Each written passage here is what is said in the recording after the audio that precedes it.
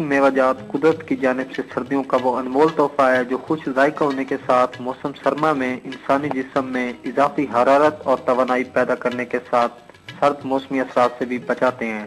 शायद इसलिए सर्द मौसम का आगाज होते ही लोग खुश्क मेवाजात से सजी धजी दुकानों का रुख करते हैं।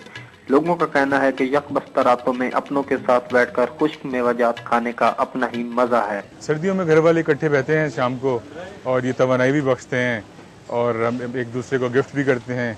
ऑल दो ये चीज़ें महंगी भी बहुत हैं लेकिन फिर भी लोगों का रुझान है। कुदरत की इस नेमत में हर किस्म की ग़िज़ाई अफादियत मौजूद है।